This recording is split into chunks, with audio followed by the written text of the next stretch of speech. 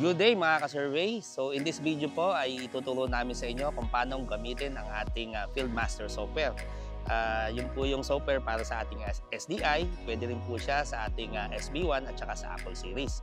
Okay, so before that, before we start doon sa ating software, so be sure lang po na ang ating rover is properly nakaset up siya as rover, and then yung ating base is nakaset up as base. So normally, doon sa mga new client natin, yung mga nakaka-receive ng kanilang mga bagong set of RTK, normally po naka-preset up na po yung inyong base and rover. So basically, wala na po tayong gagalawin. No? So just power on the base and the rover, and then wait for it to get a fixed signal.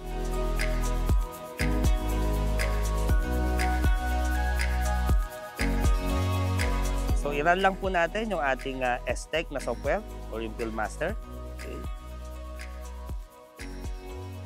Okay, so basically, upon opening the STEC software or yung Fieldmaster natin, automatically kukonect po yan doon sa last connection niya, no? Okay. So ayan po, nakikita po natin sa screen. So ito po yung basic interface ng ating Fieldmaster, no?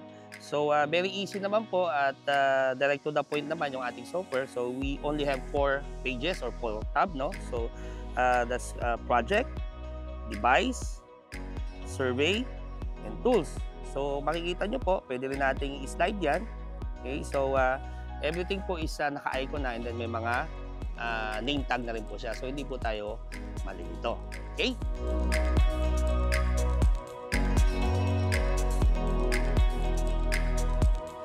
Okay, so gawa po tayo ng ating bagong project, no? So dito lang po tayo pupunta sa project na tab, no? So doon sa first page natin. So click lang natin yung project manager. Okay, click lang natin sa lower left corner yung new. Okay. Then sa project name, type lang po tayo ng project name na gusto natin, no? Halimbawa, test 111. Okay, so dito po sa baba may mga option tayo, yung kagaya ng default first point name. So may mga choices po tayo dyan. So select lang natin yung 1. And then meron po tayo ditong check ng use last coordinate system. So kung gusto niyo pong gamitin yung coordinate system do sa previous project, pwede po natin i-check yan. So for now, check muna natin para matuto po tayo kung paano mag-set ng tamang projection. Alright. So next is i-click natin yung current coordinate system, no? Kung may mga guhit, select natin siya. And then dito sa name, yung may WGS84, select pa rin po natin yan. And then i-set natin yung tamang projection natin. So in our case, nandito tayo sa Luzon, so we will select PRS 92 Zone 3. Okay? So click lang natin i-apply. By the way, kung sakali po doon sa mga bagong unit, kung wala po kayo nakikita sa screen nyo na mga projection, you can always go to template. So makikita po natin dito, and then we can select PRS 92 Zone 3. And then apply. So mapapansin po natin, automatically maglo-load lahat ng parameters para sa PRS 92 Zone 3. So please check lang po kung nasa ang area tayo. We have 5 zoning in the Philippines. So we have Zone 1, Zone 2, Zone 3, Zone 4, Zone 5. So please check your location kung saan po tayo magkakandak ng survey. So be sure lang po na maselect natin yung tamang zoning natin. Alright. So after that, click lang natin yung confirm and then create. Yun. So nakagawa na po tayo ng bagong project. So makikita po natin dyan sa upper center ng ating screen yung project name na ginawa ko, which is yung test 111.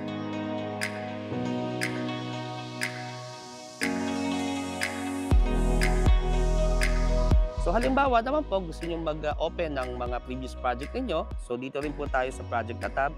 Pupunta po tayo doon sa project manager. Okay. And then, makikita natin yung mga list ng mga previous project natin. So, just select yung previous project, click, and then click open. Then, automatically, naka-open na po yung previous project niyo. Right?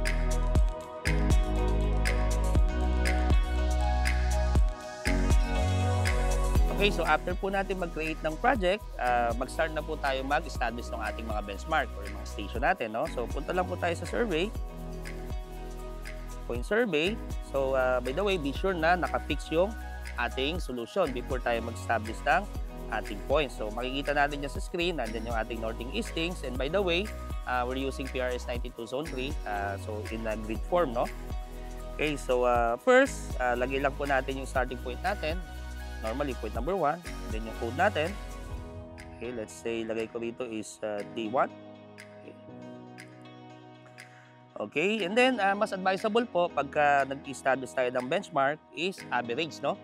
So, punta lang tayo dun sa setting and then hanapin lang natin yung average GPS count. Okay, so select lang natin 5. Kung meron po tayong bipod, pwede pong mas matagal. Pero since I'm not using bipod, so doon lang po ako sa 5 seconds, no? Okay, so click natin confirm. Okay, and then punta tayo dun sa ating first point. So, averaging means yung system is magre-record ng 5 beses and then i-average na po yung pinaka-center nun. So, kung meron tayong konting movement, mas makukuha pa rin natin yung mas accurate na measurement, especially kung wala kayong bipod. Okay, so ito po yung ating measure button. So, pwede nyo pong ilipat yan kung saan kayo mas komportable. So, bubble ko lang.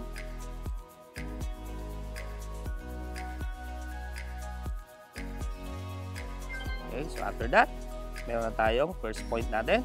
Okay, T1. Then, punta tayo doon sa ating second point. Doon sa ating T2.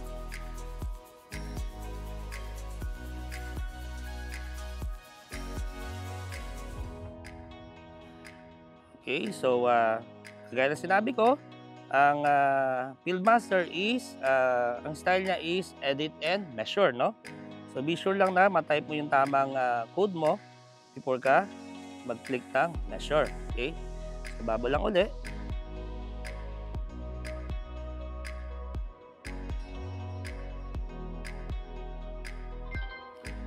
Okay, so meron tayong T1, T2. So, kung halimbawa po, wala kayong makita sa screen, click nyo lang po itong pangalawang icon sa bottom. Okay? Automatic po magse-center siya sa ating screen. Okay? So, by the way, yung mga display type natin, pwede po nating iset yan, no? So, punta lang kayo sa setting. Okay? Then, dito sa display. So, select nyo lang po yung mga gusto ninyong i-display sa screen ninyo, no? And then, you can also change the color, kung anong color ang gusto ninyo. Okay? Confirm. Yan. So, ilagay lang po natin yung color na mas visible. Okay? So, this time, okay. Yan. So, bahala po kayo kung ano yung gusto niyo or yung mas convenient sa mata natin dyan sa ating display. Mas maganda po kasi mas kompleto yung detalye. Nandyan yung point name, nandyan yung code. Kung gusto niyo naka-view din yung elevation, you can also do that. Right? So, after nating makapag-establish ng reference point, pwede na po tayong start mag-gather ng ating data.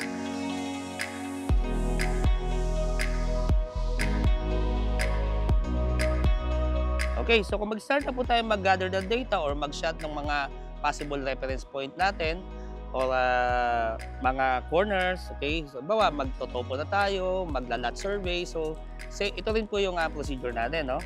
So, first, ibalik ko lang po sa one shot, no? So, punta ako sa setting, then, punta ako dito sa average GPS count, lagay ko lang po sa 1, okay? Pero kung gusto niyo po na mas, pwede ring average, nasa sa inyo po yun, no? Okay, so mag-start po akong mag-measure ng first corner ko, no? Okay.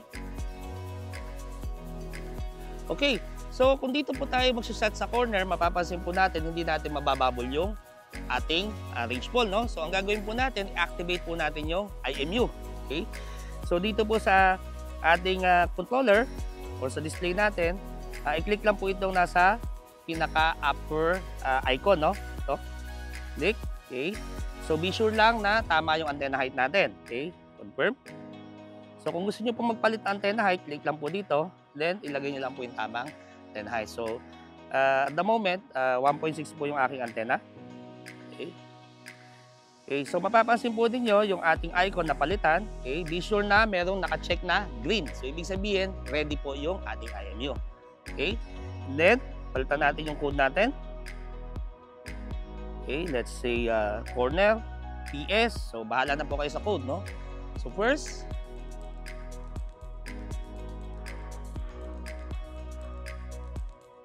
measure lang tayo. So, naka-shot na po tayo ng ating first corner. Then, proceed po tayo dun sa ating next corner. Okay, so, very easy lang po. Okay.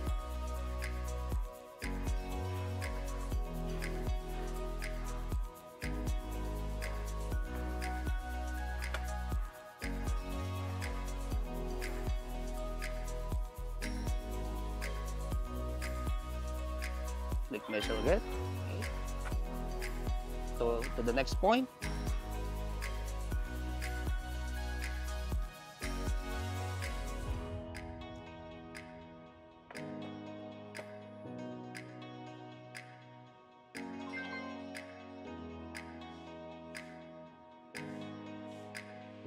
The point.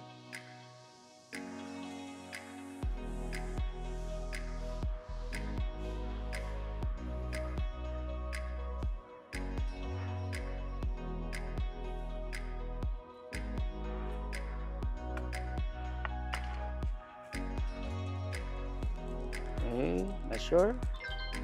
Okay. So, ayan po, very easy lang po yung pag-gather natin ng points.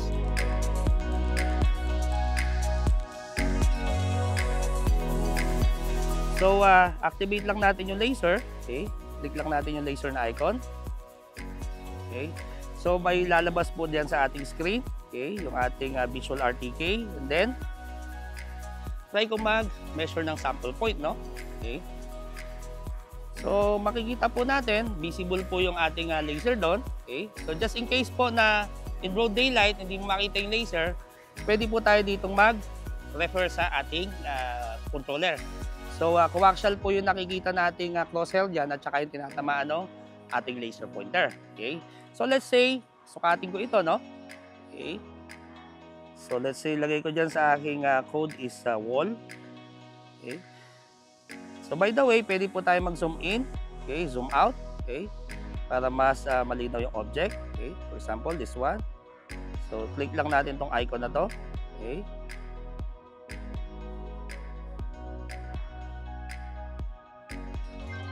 So, naka 5 seconds pa yung ano natin. So, set natin yung ano, no? Yung recording interval ng 1 second lang. Okay. Firm. Okay. So, shotin uli natin. Delete lang muna natin yan. By the way, kung nagkamali po kayo ng measurement o namali kayo ng code, click lang po natin itong ating database icon. Okay. And then, select nyo yung gusto nyong i-edit. Okay. So, you can edit the code, the name, the height. Okay. So, kung sakali magkamali. Okay. So, proceed po tayo dun sa ating laser measurement. Okay. So, wall. Okay. Next ulit. Let's say, ito ay yung gate, no? Ito natin ng code.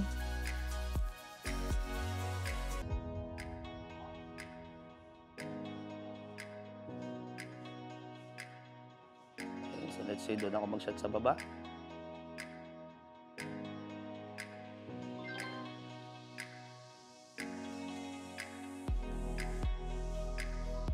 So, di ba, napaka-convenient po kung gagamitin natin itong laser, no?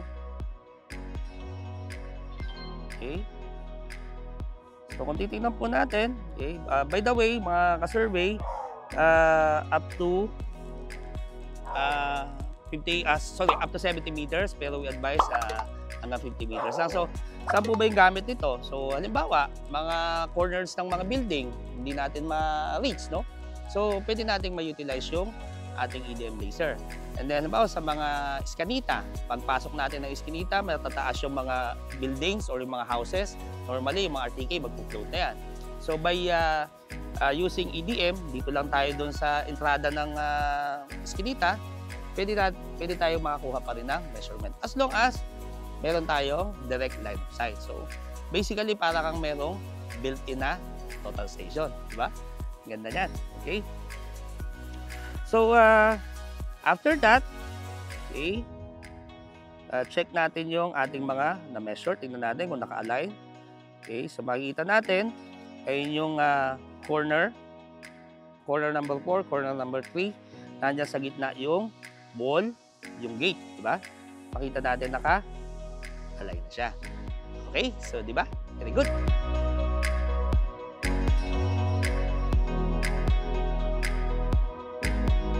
So, halimbawa po, gusto nating mabilisan, i-trace natin yung center line, or kaya nagtotopo tayo, pwedeng malakaran yung area, so pwede po natin gamitin yung ating auto survey, no?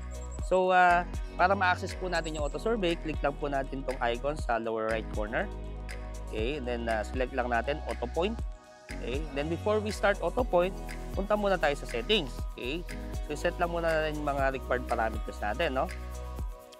So, for example, yung ating auto survey mode is by distance. Okay? So, pwede rin siyang by time. Okay? Kaya by staying for a while. Pero, the best is by distance. Kasi by time, kahit nakahinto po tayo, tuloy-tuloy yung laging no points, no? And then, yung interval niya, okay? So, 1 meter, 2 meter. So, bahala na po kayo sa interval. So, for this video, try lang natin yung 1. Okay? And then, confirm lang natin. Okay? And then, hahawakan nyo lang yung inyong rod, no? Yung hawak na kumbinyente kayo para pag naglakad tayo, hindi siya sasabit-sabit, no? So, since iaangat ko siya, kung halimbawa for topo purposes or nagpo-profile kayo, kailangan nyo po idagdag kung ilan yung height doon sa baba, yung pagtaas ng pole ninyo, no? So, in my case, gawin kong 1.6 yung aking antenna height, no? 1.7. Magdagdag ako ng 10 cm. Okay. Tapos, confirm lang. Okay, so punta ako doon sa starting point ko. Okay.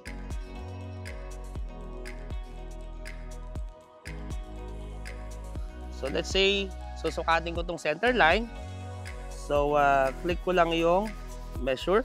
Okay. So may first point na tayo. Okay. And then lakad lang tayo, straight lang. Yan po. So depende po sa interval na sinet natin, automatically magre-record po siya.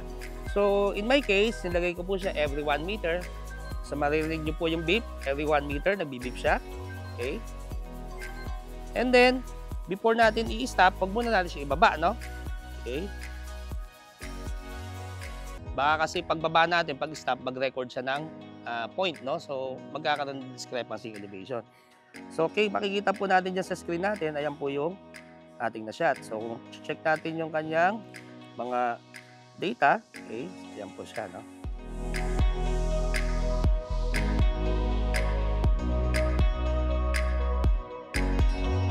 Every point na binemeasure natin, malalaman natin kung paano siya binemeasure. So, lahat po yan ay makikita natin. Kagaya po dito sa screen natin, no? Kalagay dyan is auto point. And then, kung sinat naman natin ng laser point naman. Okay.